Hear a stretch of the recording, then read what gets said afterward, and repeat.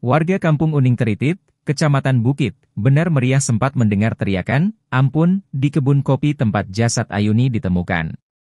Seperti diberitakan sebelumnya, warga setempat digegerkan dengan penemuan mayat wanita yang diketahui bernama Ayuni, 35, seorang petani, asal Kampung Tanoh Abu, Kecamatan Atulintang, Aceh Tengah.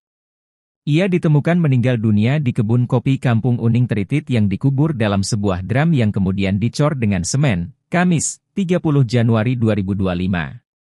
Dugaan kuat ini merupakan kasus pembunuhan yang dilakukan oleh Edi Andani yang tak lain ialah suami korban. Mirisnya, sebelum pembunuhan ini terjadi saksi di lokasi sempat mendengar teriakan, "Ampun ampun," dari korban. Baru sehari setelahnya Ayuni ditemukan meninggal dunia yang dikubur dalam drum dan dicor dengan semen di atasnya. Hasbullah, 51, saksi mata yang kebunnya berbatasan dengan kebun milik Edi Andani mengatakan jika ia sempat mendengar cekcok antara keduanya dan mendengar teriakan, "Ampun ampun," dari korban Ayuni. Namun saat itu, ia tidak berani mendekat serta langsung pergi meninggalkan lokasi. Barulah keesokan harinya yaitu Kamis, 30 Januari 2025, Hasbullah menghubungi Irwandi untuk mencoba mengecek ke lokasi. Ketika sampai di sana mereka melihat ada tanah yang baru saja ditimbun pas tepatnya di kebun milik Edi.